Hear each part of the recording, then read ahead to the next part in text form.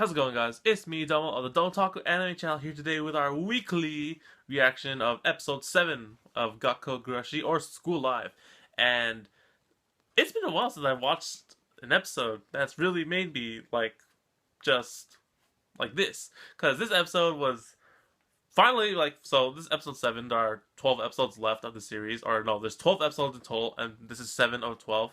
So we're getting close there, right? But it's been a while. It's been technically a week since I watched the last episode, but man, I just really like the series. And this episode really just it hit the feels for me with just Megu-nee and Yuki and stuff. And this is like a little focus in this episode. It's kind of focusing towards Yuki in a way.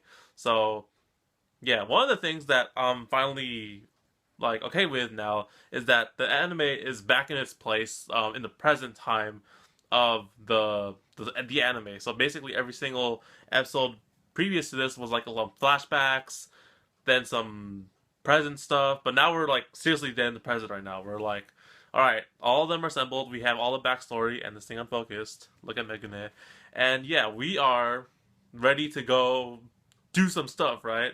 So yeah. The anime starts off basically with them waking up in the school life club and them doing their normal routines and stuff, and basically just like any other day, right? But this episode was more. I think it was more lean towards Yuki, or put a lot of focus towards Yuki and Megu-nee, because now that we know that Megu-nee is dead, she hasn't been really appearing that much as a character in the series. And what I mean like as a character is she's like physically there, standing there, and doesn't look like this, like a ghost. And yeah, it's been a while since we've seen her like that. But in this episode, basically what happens in this episode is there's a lot of concern about Yuki, and I believe Yuki wakes up with a nightmare, and she's like having flashbacks or memories of Megu-nee and like the incident that happened with her, and how she died, and she chugs it off a little bit, but then eventually, like, the whole group is talking, and like the school life club is going on, and like, oh, um, I'm glad we did a lot of things, right? So they're having their school life activities, like eating udon or ramen and stuff like that. And then it comes to this conversation where they're talking about the school outing, and like, oh, I'm so glad we went. We were able to meet Mikun through the outing, which is the trip to the mall. And then she's like talking about, oh, well, I don't remember much when we got back from the mall or after the mall happened, right? And then I was like, oh yeah, you fell asleep. Yeah, you and Mikun were asleep in the back of the truck while me and Kumi and Yuri were driving.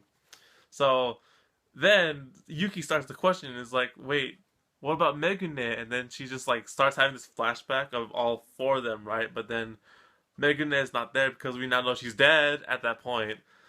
And it's just like this whole crazy thing going on with her mind, and then like she like stands up, he's like, where was Megu-nee? And then like they try to lie to her. It was like, oh, did you know Megu-nee's house was close by, so she decided to stop by for whatever reason. So yeah, Yuki is, well, I mean, I'm doubting this, but I believe Yuki has been aware of Megu-nee's death ever since it happened. And like I say this a lot of times in the anime, but like Yuki is like sort of aware about Megu-nee's death, but then Megu-nee like comes right here like as a spirit or as a guide or as like a conscience thing to like, you know, help her out at times. And that's like what Megu-nee in her mind does to her, but she's sort of aware that she's dead in a way. I don't know, that's all hypothetical, but that's what I think. So yeah, she's like questioning about Megu-nee's disappearance in the mall thing in the car, right? It only seated four people, and it couldn't seat Megu-nee. So she's like, "Oh, I'm gonna ask her," and then she just runs off somewhere, right? Lots of like the school club is really worried about Yuki's condition, and they let her continue to do those things because of like, you know, like to preserve her innocence and stuff, and just like, you know, because like she puts the fun around the school life club, right? But then eventually they're thinking like, okay, eventually we need to tell Yuki the truth and we need to like help her and stuff, right? But that's a debatable question. So then it goes to this scene here with Yuki. I don't know exactly where she is. I think she could be in front of the place where Megu-nee died, or in the door near the staff room, but then she's visited by her conscious Megu-nee, and then she's like talking to her, is like, I am remembering these things, I don't know what to do, and like I don't know what happened in those things, and like Megu-nee then is like talking to her, calming her down, is like, oh, it's okay. You should like keep a journal and write down your stuff, things that you don't forget, even if people you forgot are not here anymore. And then like if that's her conscience talking to her, then she's like, telling her that she's dead and you gotta be okay, right? And I don't know, it's weird with Yuki's case because Yuki's such like a unique character in this anime circumstance because of her thinking. But anyways, after that, it then goes back to the normal school live activity thing where in this episode, um, they write a letter that they plan to send out through just outside, right? And how they do this is that they have like balloons that they got from the school store, so we know that it's in the present, and they decide to use those balloons to attach letters to them and then send them off to the outside, hoping that someone will find them. And I don't know about other people in this series. I mean, because like in this scenario, it's debatable. Is there any other survivor out there besides our four girls here?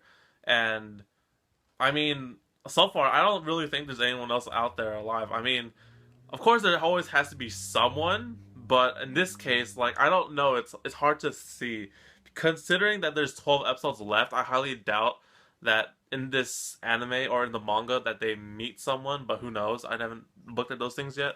But yeah, so they write letters about like their dreams for the future or just stuff that they do in school, attach it to the letters, and then send them off in their way. One of the funny things about this anime is Kurumi, who tries to catch a bird in this episode to try and attach a letter to her foot, because like if you're trying to write letters and send them to people, you gotta use messenger birds. And I gotta say that Kurumi is my favorite character in the series, hands down, because she's just super funny and really cool at the same time. Because she's like the most badass character in the anime. So they send the letters off on the school rooftop. They have like Mikun has a letter to Kay, her friend that was in the mall, but we don't know what happened to her. Um, Kurumi sent out the bird pigeon messenger thing. I don't know what Yuki wrote. I think Yuki wrote something about like her graduating and stuff. I don't know what Yuri wrote because we don't ever learn about Yuri in this anime technically. And then that was about it. Yeah, so they send the letters off, and then it's a happy day, and yeah, that was the end of the episode. And the one thing I want to talk about more in this episode is the new ending, because they changed the ending, and this whole new ending thing has like this theme. Basically, in this new ending, if you didn't watch the ending, they're just, of course, the music's playing, and then they're just like laying in the classroom. They're like all sleeping together and stuff.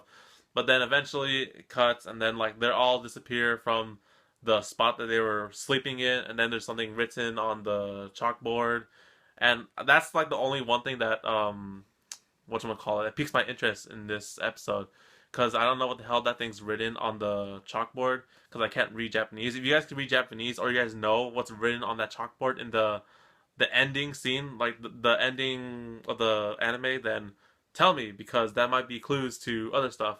So yeah, it was a pretty relaxed episode. I had really focused towards Megu-nee and Yuki as a character, and just like the school life club afterwards. I mean, we're getting like what, 5 episodes left of this anime, so of course, still the thing remains: all hell can break loose at any time in this whole anime. Who knows what's gonna happen? And I don't. I obviously don't know what's gonna happen. I don't know if the manga's ahead of this point, but all hell is available and ready to break loose if needs to. So we're only going to find that out at the end of the episode, or next week's episode. So another thing I want to talk about in this anime, yeah, the anime in general, is what a really great job they did with Megu-nee, because like after ever since the whole anime series, they've kept Megu-nee technically, in my eyes, alive as like a character, right? But then in the show, she's technically dead. So they keep her character alive because they continue to use Megu-nee as like a conscience and as a guide for Yuki, who couldn't handle the situations that happened to her with the zombie apocalypse and Megu-nee dying and like the whole world freaking ending and stuff, right? And like I really enjoy that kind of character where you have like a silent guardian or like someone that's watching your back in a way, but then in this case it's Megu-nee, and like I liked Megu-nee's character, but she's dead now, but she's technically alive because of Yuki. So I really like that about this anime in general, because they keep Megu-nee like active in this anime, and I know she's dead, and who knows what will happen like afterwards, but she's a great character still. So yeah, that's it for this reaction review. Really short because this episode was really simple and not much happened, but that probably means stuff will probably go down later on. So thank you guys for watching. I'll see you guys on the next video on the Don't Talk Anime channel. So take care, guys, and matane. My glasses are on wrong. Matane, guys.